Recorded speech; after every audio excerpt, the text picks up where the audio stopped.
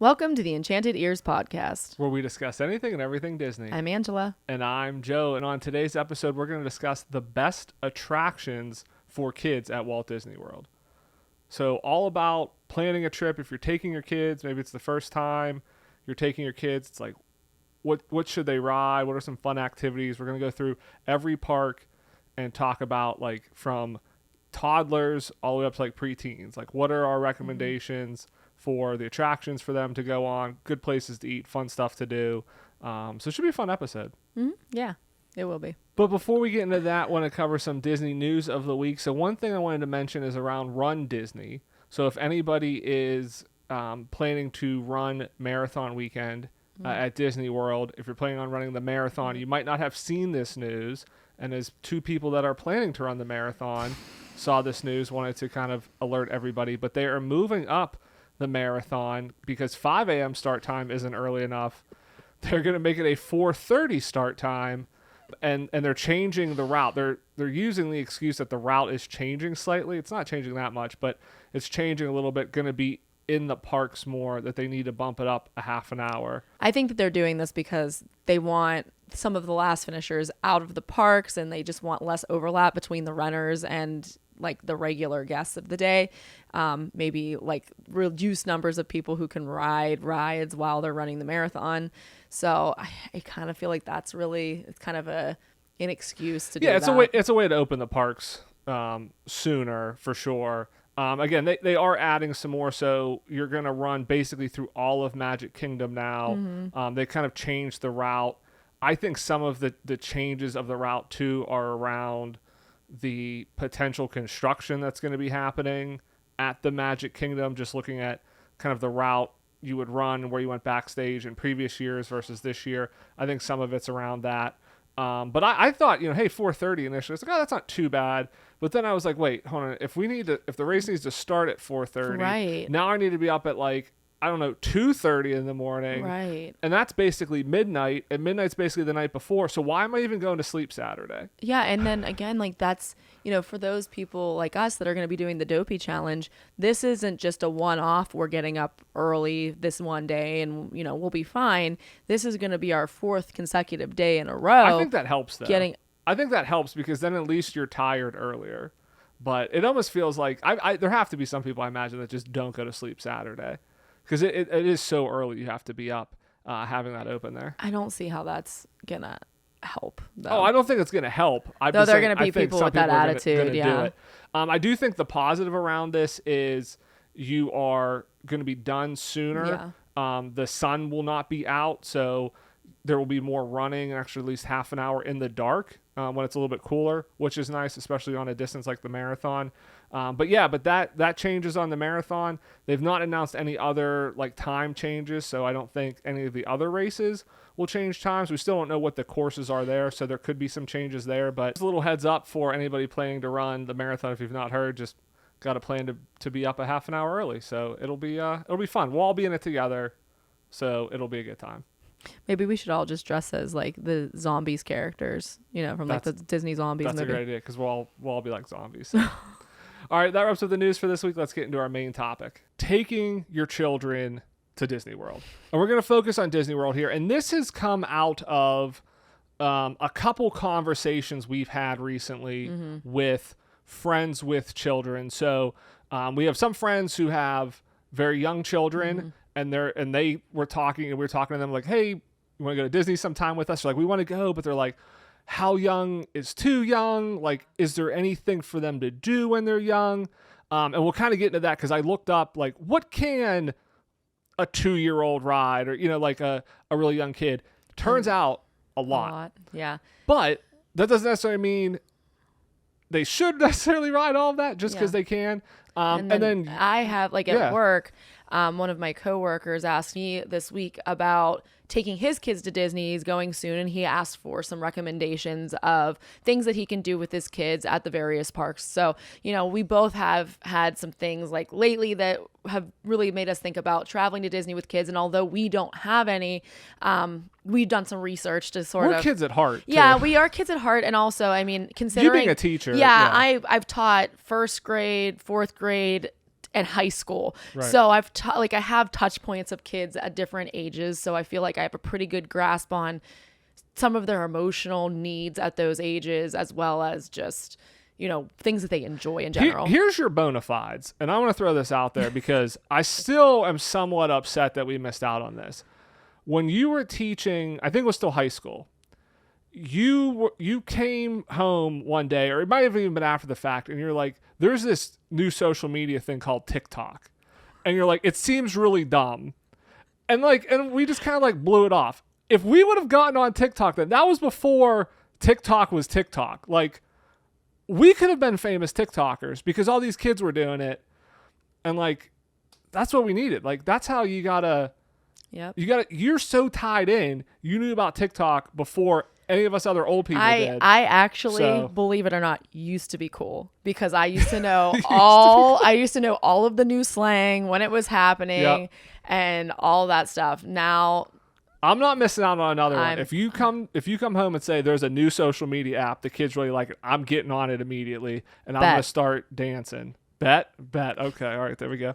So yeah. So what we're going to do is we're going to go through and give each park at Walt Disney World, give 3 attractions, and we're going to kind of break it up between toddlers, young kids. So kind of that 2 to 3 to maybe 5 to 6 year old range. So, I think that that's probably inappropriate because toddlers are toddlers and they're difficult, but obviously a lot of this, the caveat here is, your own kids. So if you're listening to this episode and you know that you have a child that can handle something a little bit more or a little bit less, or they're a small kid or a big kid, obviously, you're going to adjust that. But, so basically when they're at home with you to very young school age is sort of our one rough age grouping. And then first, second grade to 11, 12 years old. Yeah, to grouping. preteen. Because then after that,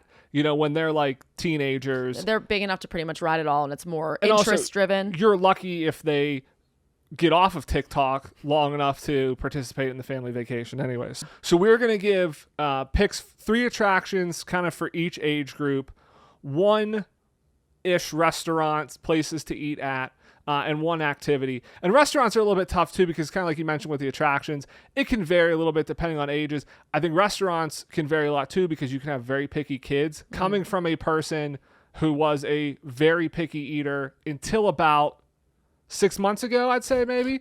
And I will say I was pretty picky too. So I feel you on this. Not as picky as you were, but I was definitely a pretty picky eater. I didn't eat spaghetti with sauce for a very long time. I still don't. So again, 6 months ago. Okay. All right. So let's get into this. So we're going to start with Magic Kingdom here. The best part is that's not a lie. Yeah, it's not a lie. Well, I guess before we get into the parks here, because it's kind of going back to my initial point of what can really young kids ride? Because it turns out it's almost everything. Especially at the Magic Kingdom. The worst park is actually Hollywood Studios in terms of attractions that any height can ride. Because that one is just Mickey and Minnie's Runaway Railway, Muppet Vision, and Toy Story Mania. Those are the only ones. But if you look at Magic Kingdom, for instance, you have Astro Orbiters, Buzz Lightyear Space Ranger Spin, Country Bear Jamboree. Obviously, you're just sitting there. Dumbo, Hall of Presidents, Haunted Mansion, Small World, Jungle Cruise, Mad Tea Party, Magic Carpets of Aladdin. You have Monsters, Inc. You have Peter Pan's Flight. You have Pirates of the Caribbean, Prince Charming's Carousel. Seven Dwarfs Mine Train, 38 inches, which I feel isn't super tall. I feel that's maybe 4-year-old, something like that. So some other ones, though, Any Height People Mover, Under the Sea, Journey of the Little Mermaid, The Railroad, The Tiki Room, Carousel of Progress. So, it's basically everything in that park any height can ride. So kind of going to that first question of what is there to do for a young kid who's maybe only 2 or 3? Essentially everything in the Magic Kingdom. So what are kind of again, 3 top attractions I would pick? So for that toddler to 5 or 6, I think Dumbo is a must do, and I think that's just because it is so iconic of an attraction. I feel like every one of us who went to Disney as a kid rode Dumbo. We have a picture riding Dumbo. Like that's kind of like a rite of passage. I think Under the Sea, the Little Mermaid is a great one too, especially for young kids because there's so much going on in that one. So like some of the other ones like Carousel of Progress, sure, anybody can ride it. You fall asleep in it. Like I was gonna say this might be good for like nap time, except for the part where maybe you have a young kid and they get cranky when you wake them up, and so you're like, I don't want to take them in there because they're gonna fall asleep, and then they're gonna be crying whenever we leave. Just ride it a couple times around. Yeah, but I don't think you can do. Can you just stay on? Yeah, they'll let you in. They'll let you stay in there. And then I would also recommend Enchanted Tales with Belle, especially if you have a kid who's a fan of princesses, because that is an interactive experience with Belle. The magic of it, of the door appearing and everything happening, especially when you're young, like you really buy into that magic. And especially if they're a fan of the princesses, I think that is going to be something that they're going to really remember. Yeah, and I think so. I just to kind of cut in there, my recommendations would be Tiki Room because young kids typically really take to music. So that's why. That's a good point. I kind of went back and forth on that one of like, are the birds going to be exciting enough? But to your point, there's music and there's enough music going on. And they do really get into that kind of thing. I think for me, Tiki Room or Small World are sort of maybe interchangeable for those young kids because they're going to like the musicality of Small World as well. But some people, like, that song just irritates the crap out of them. So maybe they don't want to take the kids on that ride, but at least there's movement to that ride. So again, I'd probably recommend one or the other there. I also would recommend Dumbo, as you said, and Peter Pan, because I think Peter Pan, for being as old of a ride as it is, it does do something to capture your imagination because they do a good job of making you feel like you are in a floating ship and you are looking down, and kids always like to feel like they are bigger. So they are big looking down on little things. And so I think that as a kid, that really would capture your imagination. The Barnstormer is one. So that's a roller coaster back in the Fantasyland, the circus area. That's 35 inches. So that's not any height, but that's a relatively like low height. So I think that one is kind of like maybe that 5 to 6, depending on your kid, but definitely I think in the when you get to like the young children, maybe 7 or 8 for sure. Like that's a good like introduction roller coaster, a little bit higher thrill ride. But for like the younger kids, so this is like the young, like not the young school age to like preteen. Yeah. So I think Monsters Inc. Laugh Floor is a good one. I think any younger than that, the kids, I think they may find it funny, but they may not get all the jokes.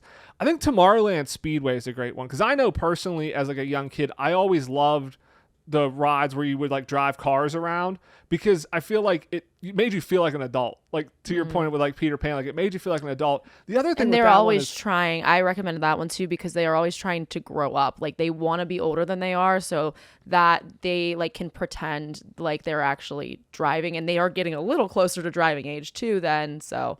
It's exciting for them. Yeah, the other thing with that one is there's basically never a wait. Like I feel like it's a 10 or 15 minute wait because not a lot of people drive that. So it's something you can get on quickly, and I feel like you'd have a lot of fun. Then I kind of get iffy, and this is where I'm like, I'm not sure what age, because I think like Haunted Mansion, I think is a great one to go on. I think that's another one it's a classic Disney one, but I think that one is going to kind of depend. Like I could see, there's maybe some like 7 or 8 year olds that could handle that, but I could also see that could be like very scary and traumatic for that. But I think definitely by the time you get to like 10 or 11, I think like Haunted Mansion is 100% a shoe in there.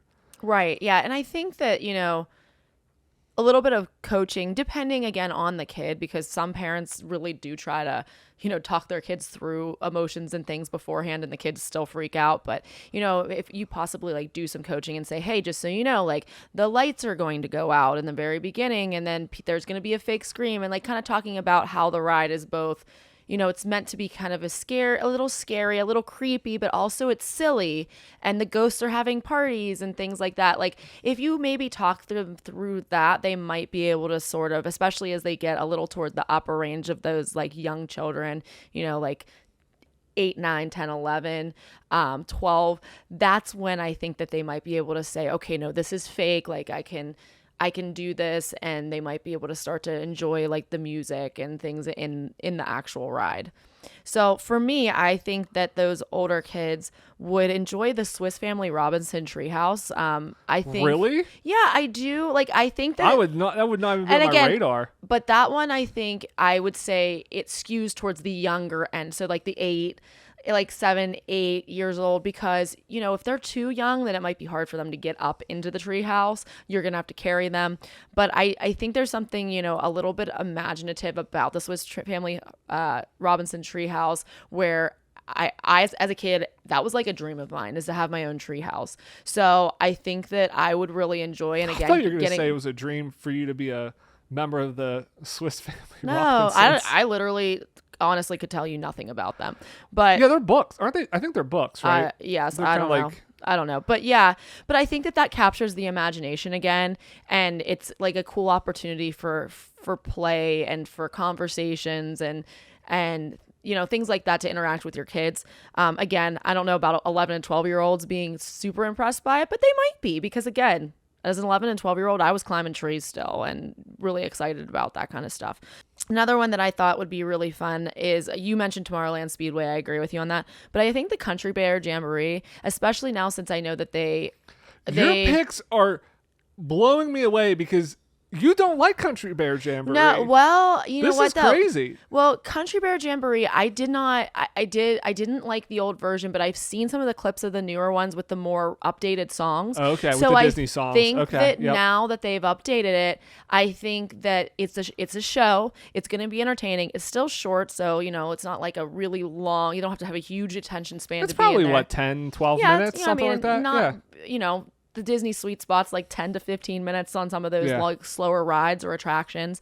But I think it might be a nice respite from the heat, the Florida heat, but also just kids like music. So I think that they might really find like a certain attachment to that, and everyone likes those, like, even, you know, like kind of nostalgic songs, because they're going to be singing some Disney songs that they're familiar with.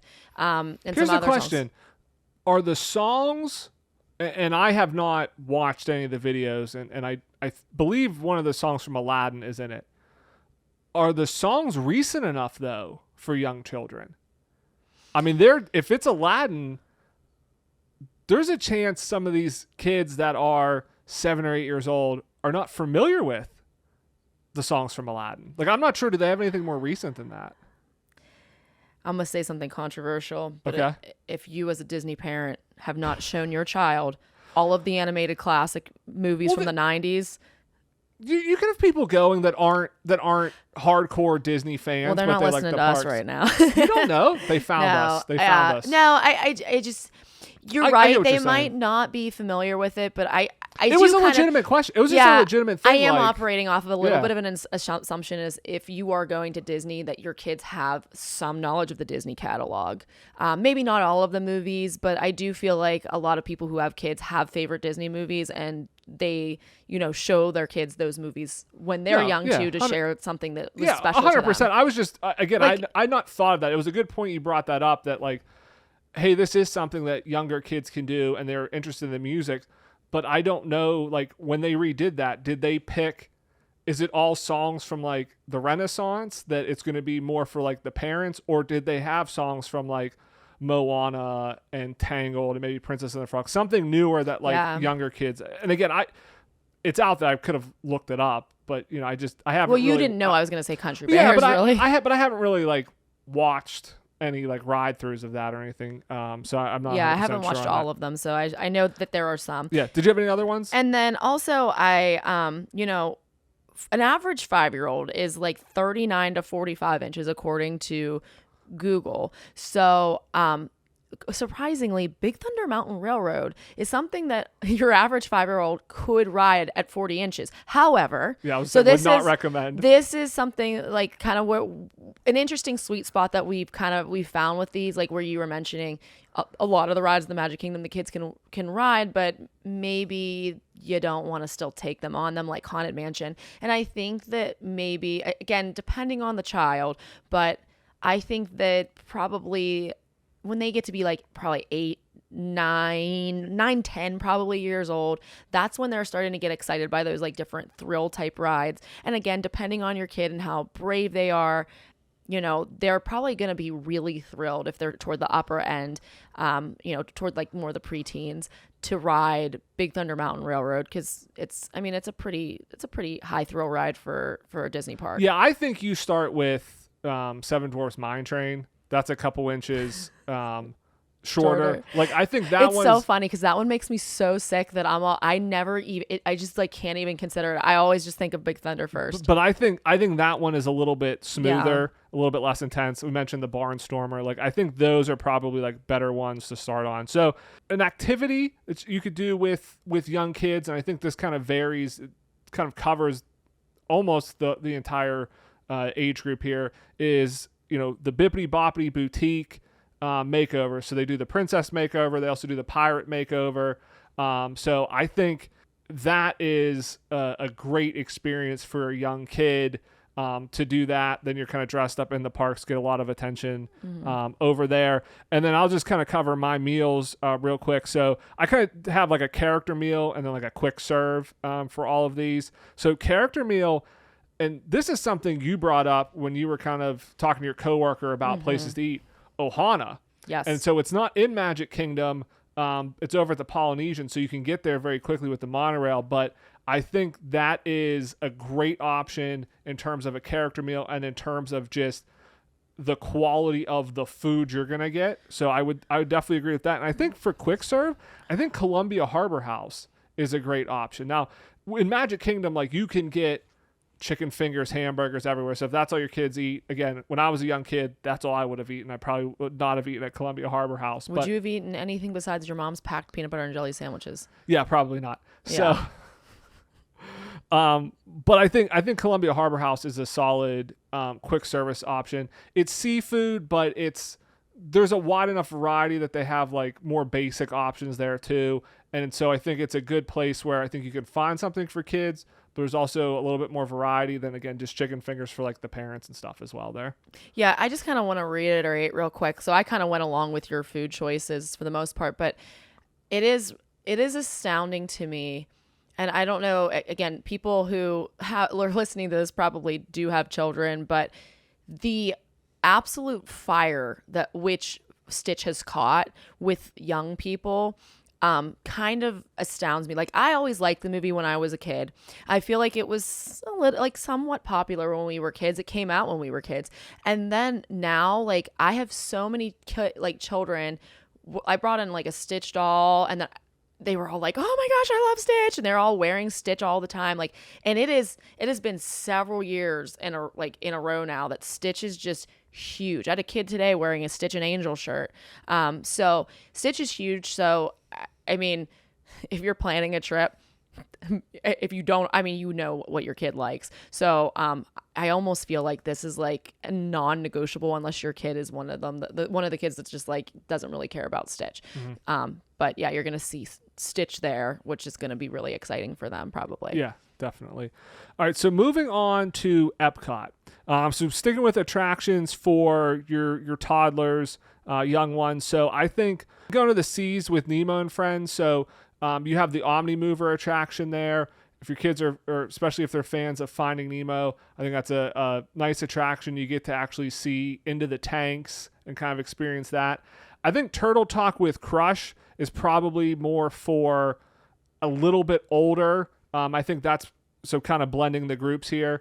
I think that one might be for a little bit of like the older kids, maybe like at least like 6 or 7, just so that they can kind of like interact and understand what's going on a little bit more. And, I find that a lot of kids start to understand like sarcasm and some jokes in like around like 9, 10 years old. And again, of course, there are like outliers, but a lot of times, when I was a first grade teacher, and pretty much every time I'd make a joke and it would go right over their head. Yeah. And even now, sometimes I make jokes that I feel like they should get, and I'll get like 1 or 2 in the room, and I'm like, really, not yet?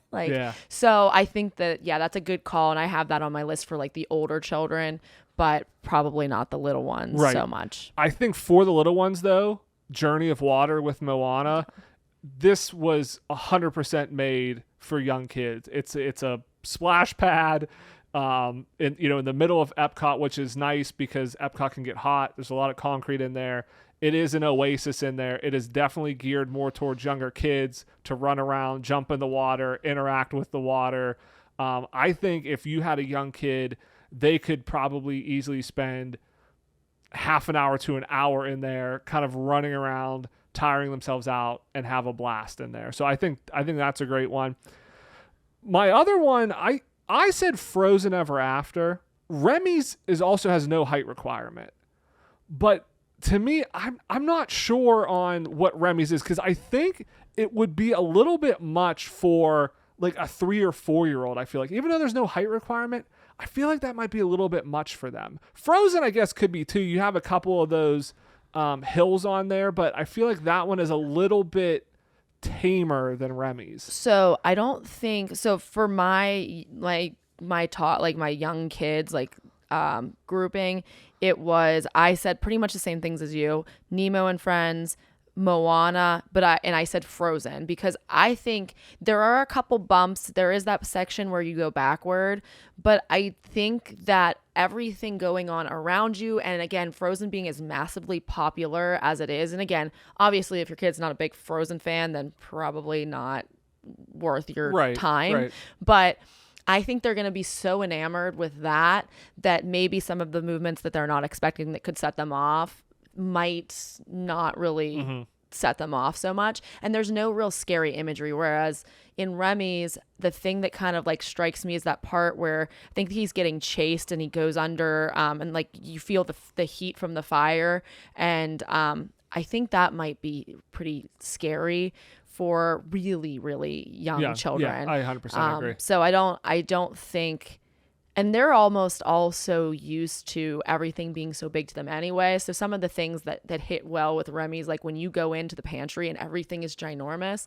I mean, it's going to be extra ginormous to them, but I don't know how much they're going to appreciate it. And the fact like some of it is sort of in French and they didn't really fully translate it to English. Like, again, I don't think it's going to be bad for them, but if they're real little, probably not really worth your wait. Yeah. Well, it's not that it's not translated. It's the exact same ride. So the one in France is like that too, part English, it's part English, part French. Yeah. So it's not like they only translated. Well, right. It's not like they came over and they ran out of money midway through the translation. They're like, we can't afford. We ran out of money, guys. They just carbon copy, but they're like, built the same ride. They're like, wait, it's only half in English. No, it's too late. We can't afford to translate the whole thing. That's not like that happened. I want to make sure, because I could see Disney doing something like that, but that's not the case.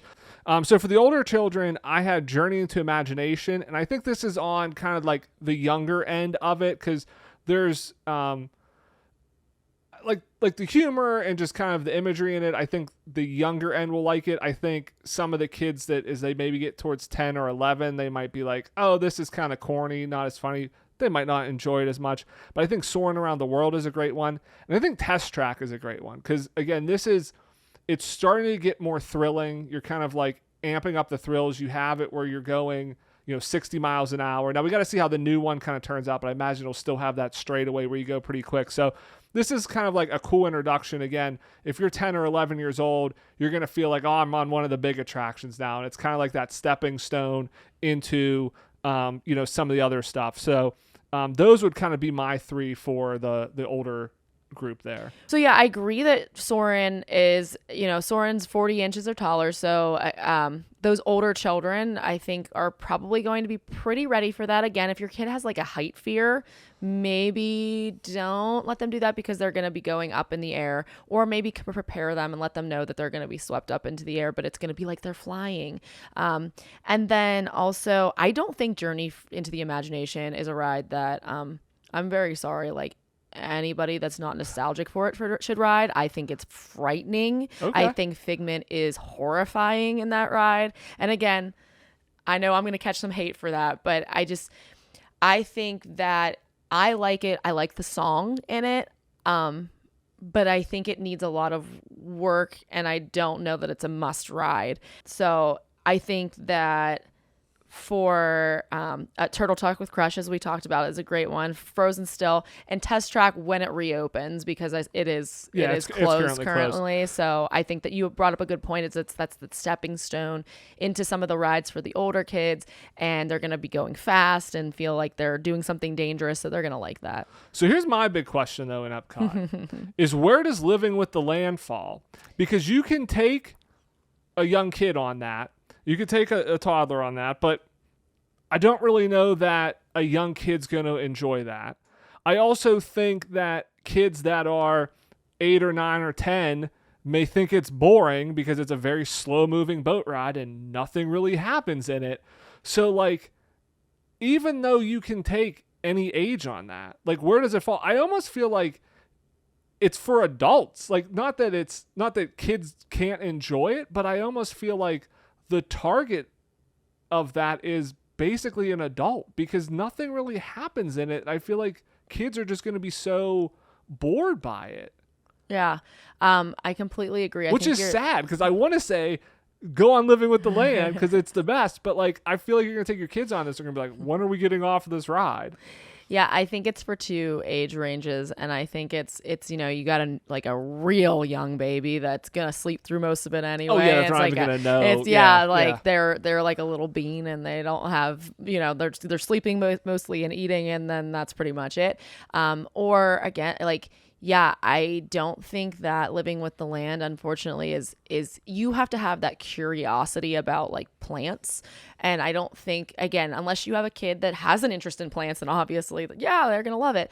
But yeah, I think it's for adults. It's sort of like how I feel like a lot of our educational system is slightly wasted, because when you're a kid, you're forced to learn this stuff. And then when you're an adult, you're like, dang, I wish I would have remembered half the stuff I learned, because now I'm interested in it. Yeah. So yeah, it's so sad that I feel that way. That, yeah, I think it's sadly for adults. I feel like a lot of kids aren't really going to enjoy it. I would be for them throwing a couple random Disney characters in there, kind of like they do on Small World over in Disneyland, just to get like young kids excited to go ride it, because it gives them something to do. Because I think we need to get more people on Living with the Land. Well, I think the character that they used to have on it was the alligator, right? Like they used to have alligators, in the actual ride, and that was kind of like oh look, there's alligators. Yeah, that's and true. That was the thing that kind of like roped the kids in, like, oh, there are alligators right there. Yeah, they need something like that to kind of get the kids. And I am still like very like staunchly that the beginning of Living with the Land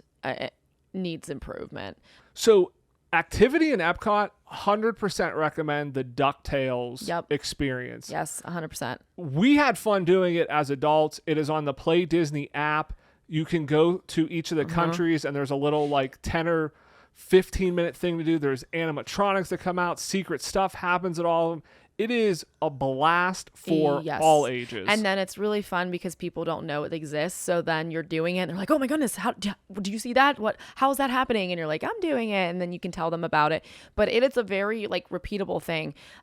We've done several of them. We haven't ever finished it. But yeah, we've done most of the countries. I think there's 1 or 2 we haven't done. Yeah, there's a couple countries that we haven't done, but like I would easily go back and do like the Japan one again, or there are several of them that have like really cool end scenes and like little things that interact with your phone. So the kids are going to be kind of enamored by the fact that they get to play on the phone, but also there are things that are interacting in the real world with what they are doing on the phone. Yeah. And then in terms of food, I think quick service with all the festivals that are happening, all the festival booths, and just all the different food options in Epcot, I don't think you can really go wrong. In terms of character meals, if your children are fans of the princesses, there is the Acre House Royal Banquet Hall. We've never gone to this, but like all the princesses are there. Also would say too, if you want to do a good breakfast, go to Topolino's. They have a great character breakfast there, and then you can just take the Skyliner over to Epcot. So again, it's not in Epcot, but kind of like how we talked about Ohana at Magic Kingdom, you can quickly take the Skyliner over to there in terms of and have a good character meal in terms of Topolino's over at the Riviera. All right, so moving on to Hollywood Studios. So kind of like we mentioned, there's not a ton at Hollywood Studios in terms of any height, but there is a good bit of stuff to do in terms of like the toddlers, those younger kids. They have the whole Disney Junior play and dance show there. So Doc McStuffins is there, Timon, Mickey, Vampirina, they all are there. It's a singing dance party, so that is like 100% geared towards your toddlers, your Disney Junior kids. I think Alien Swirling Saucers is a good ride. Yeah, that's fun. And I would think, like, I would say the Beauty and the Beast stage show, kind of what you kind of talked about earlier with like singing and music. Kids can sing along. They can see that. The nice thing is it's in an auditorium, an outdoor auditorium. So if your kid wants to get up and like dance and move around a little bit, it's not like, you're in an attraction where they're like buckled Strapped in. down. Yeah, they can kind of, move around. You're not going to necessarily like interfere with somebody else's view or anything like that. So those would kind of be my 3 picks for the young children. For the older children, I mean, it's really like Toy Story Land, I think, is 100% geared towards kids. I think Toy Story Mania and Slinky Dog Dash are great choices. Rise of the Resistance, I think, is good once your kid is old enough, tall enough to kind of ride that. And then I'm going to throw a 4th one in there, but I'm going to say the Indiana Jones stunt show, especially for like more like that preteen, a little bit older, because that's cool. There's fire, there's explosions, there's stunts happening. Like, that is just a cool experience as a young kid to see that. That's going to be cool because that's live people doing it. But then there's also that chance of like sparking the curiosity of like, oh, that's a job that people do. Yeah. And like, when you start getting that age, you start thinking about, you start, I feel like, seeing things like that of like, oh, what do I want to be when I grow up? And then you start seeing like all of these options of jobs. You're like, oh, like stuntman, like you can do that stuff. And it just, there's a cool factor in it. And it has the potential to like, I mean, not to sound like too dramatic, but like change the course of somebody's life. Like if you see that and that inspires you to work in movies or entertainment or something like that can have a really dramatic impact on a kid who's 10 or 11 years old. Mm-hmm. Yeah, it has that almost that educational value to it that things like an Animal Kingdom have, with like encountering and meeting animals and like the message of conservation, but it's in a different way where, you realize as a kid, you had no idea what the different jobs were that were available outside of the ones that you see every day. So the ones that your parents do, the ones, your teachers and the people that you interact with at school, what jobs they have, like doctors and lawyers are jobs. But then other than that, it's like, what else can I do? So yeah, having those different touch points and might help to spark some curiosity, and maybe they can think of something that they can do whenever they get older.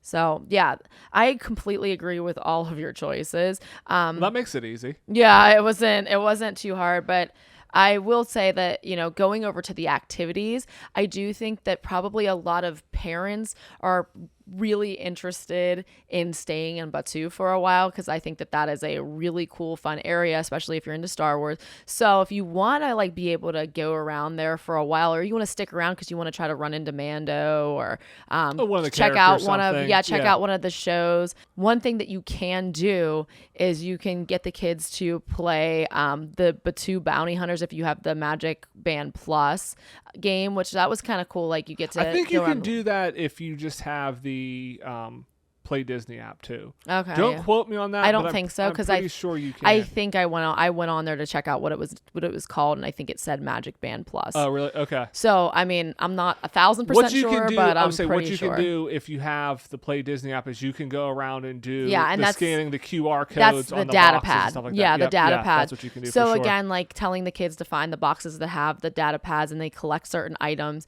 that's pretty fun, and it will probably entertain them for a little bit, and just kind of, again, just give you a chance to walk around. If that's something that you're not interested in, you're like, I don't want to, spend my hard-earned money on this time for them to go around and play on my phone a little bit. It's not like there's a lot that happens that interacts with you on the phone, especially for the data pad. That's more like games, like mini games. So I'd maybe steer clear of it, but it is a fun thing to do if you want to try to stay in that area for longer. Yeah, I like that pick. I kind of forgot about that bounty hunter game. I was kind of thinking like build a droid.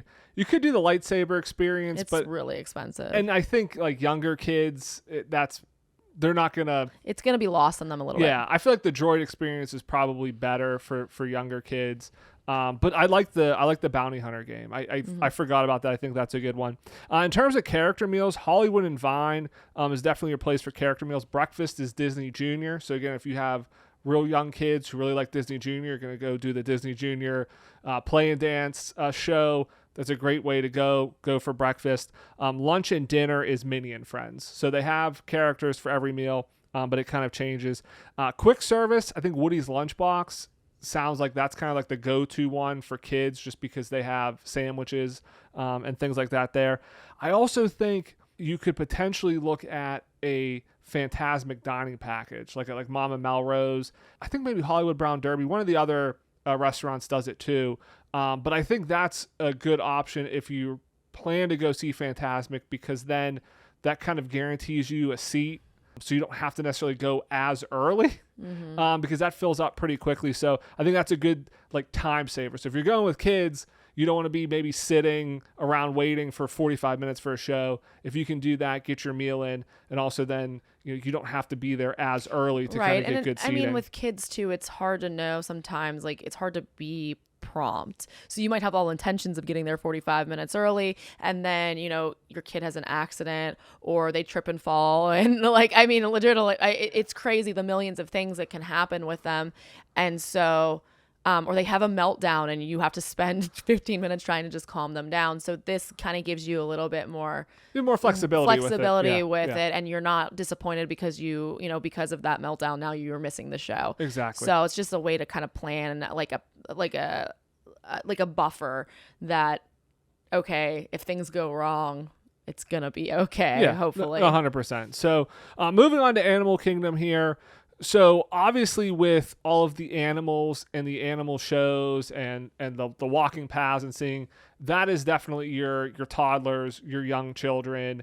It's basically a zoo. It's a zoo, yeah. I think Conservation Station is also great because they have essentially a petting zoo. They have the goats walking around. That's so fun. They have that sheep that knows all the tricks, and the lady tells you that sheeps are what did she say? They were smarter than dogs. They're as smart as dogs or something, and it's people think that they're not smart, but they really are. I mean, that was so interesting. Again, it's an interesting area even for adults. So you go there, it sparks your curiosity, and the little kids just touching all the animals. Yeah, it gives them something to do. In terms of an attraction, so I kind of include Conservation Station, seeing the animals, the animal shows as an attraction. So my third one would be Navi River Journey. That's a very slow, easy boat ride. I think that's great for young kids there. The only thing I can see it with that one, and I agree with you, is that it takes place in the dark. So because it is not well lit, and there's different type creatures. It's neon lit. It's lit, but yeah, you're right. It's like a black light kind of. It is like a black light. Yeah. So again, I'd say maybe with caution, just kind of know what it's about, and if your kid has a deep-seated fear of darkness, that's then true. Maybe avoid I was it. gonna say, I think my point with that one is nothing scary happens. There's no hills, there's no splashes on the boat ride. Yeah. You're right. There's creatures that kind of look frightening, but they never attack you in any way. It's a very slow moving attraction. But you're right. If your child is kind of afraid of the dark, maybe that's not the best one. In terms of the older kids, I think Kilimanjaro Safaris is a great option. Again, kind of going in with the animals. Some of them, It's Tough to Be a Bug, I think was a good show.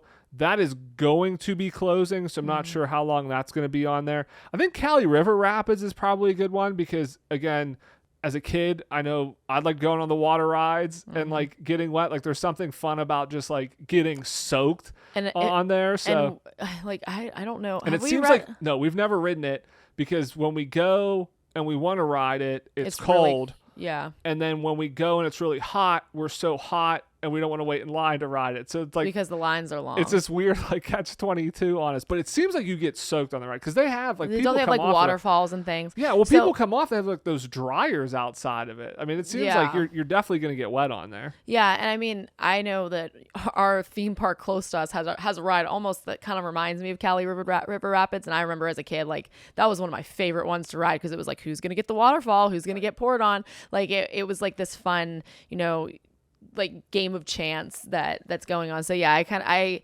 agree with your picks. I think that Feathered Friends in Flight, you know, one of the animal shows, is a really awesome one for all ages, from little to big. Again, if your kid's afraid of birds, don't take them to see that. But you might be able to work with them on that fear if you would just ask a cast member, like, hey, where do the birds not come close to? Or can they not fly over certain zones? If you sit in the bleachers in the back, like, the birds tend to fly over down on the floor in the middle. Yeah, but they do like fly through certain areas to the back. So again, I would just ask a cast member, just be like, hey, you know, my kid's a little bit afraid of birds, or they don't want the bird to get close to them. So is there a specific area that we can sit there's where definitely they spots. don't really There's fly by? Yeah, that's a good so one. we can see it from a distance and enjoy the show, but not have my kid be right. My last one, though, is Flight of Passage. Speaking of flying. Yeah, I think that one is definitely a must-do for the older kids. Yeah, 100%. Yeah, I think for the younger ones, that confinement of having that thing come up from the back might be a little freaky, and then coupled with the fact that, you know, I feel like as an adult, that moves. I mean, that thing is it's moving. But it's an interesting thing. Like, you can do a suspension of disbelief as an adult, but there's still like a part of you that knows like this isn't really scary. But then with the kids, like there is no suspension of disbelief. It's almost like they really think it's real. So then that part with getting chased by the banshee, the écran. I don't know why I said it with that accent. Sivako. That might be really frightening. Yeah. In terms of activity, the Wilderness Explorer activity. So this is where you kind of go around to each of the stations. This ties into if you're going to go around and see all the animals. As you go around to all of those sites, conservation station, the different animals, they have people there that teach you something about the animals. And then you get a sticker to kind of fill up your map. Tied into Up and the Wilderness Explorers. I think that's definitely something, especially for like the younger kids, to do. Character meal. So you have Tusker House as a character meal there. We've done breakfast there, buffet breakfast. It was they're good. In cute little safari clothes. Yeah, it's like Donald and Friends there. And then quick serve. I think there's only one option for quick serve at Animal Kingdom. Sully Canteen. Yeah, I think best place to get quick serve on the premises. It is the best. We've talked about it before. We love it. And it's one of those things that no matter who you are, it reminds me of Chipotle. That's what I was going to say. It's a Chipotle basically at Disney, but it's Asian inspired, like an Asian fusion inspired, but you can make it a salad. You can make it a rice bowl. You can make it a noodle dish and get whatever protein that you want. So tofu, chicken, beef, and whatever sauce you want. So I mean, if you have a kid that likes really plain food, but they like noodles, you can get noodles with, some chicken, and they've had probably a pretty filling meal and they've gotten some protein. And then you can get something that's good too. So that's my suggestion. I would eat every meal there. Yeah, that's 100% what I was going to say. Is it's a great place to eat. Like the food is top notch. It is one of the highest rated quick service restaurants, I think, in all of Walt Disney World property. We did a whole episode recently on the best places to eat in Walt Disney World, and that one, again, I think that was maybe the top rated place in all of Walt Disney World. But the fact that you can get a variety of options. So if you like chicken and your other kid likes steak, you can pick both of those. Like you can make that option. You're right. Like if you want noodles versus salad, sauce, no sauce, like it is fully customizable, which helps again if you have picky eaters. Again, and I'm saying this, me being one of them, because I go through, I don't want this, I don't want that. Like I go through and customize it myself. Very easy to do. And so, yeah, we both can kind of go there, get exactly what we want every time, and kind of leave happy. And that is a really like kind of an interesting like place, like needle to thread for us, because we do like very different food. So again, like the base is sort of like an Asian, so it's not like an Italian noodle. It's like an Asian like soba kind of noodle. But yeah, it's really, really, really good. So, and I can't say enough positive about Sully Canteen. So just a few final notes about places that you could also stay. I mean, Art of Animation Hotel is a really excellent place to stay with young kids. First of all, you have the Blue Pool, which plays music underwater. So that's a really cool experience as a kid when you like to swim around and wear your goggles, and then you can hear music while you're under there. I think that that's a cool novelty. Also, the theming of the hotel in general. You have the Lion King section with all of the really larger than life characters. You have Cars and the Little Mermaid and all of these really larger than life like statues from those movies that they can go like play around in. That they they have the family suites in those areas too that are like really well themed and are really cool, and it's good, like especially if you're going with like a larger family, because those suites can sleep I think 6 or so. So that's nice as well. Like if you're going with a larger group, getting into one of those family suites is a good option. But yeah, Art of Animation is a great place to stay. It's a value resort too. Now the family suites obviously are going to be cheaper, but like the Little Mermaid rooms are value, a little bit more expensive than the All Stars, but like it is still in kind of that price range versus going up to like a moderate or a deluxe resort. So definitely think that's a good option there. Yeah, absolutely. But that wraps up the show for this week.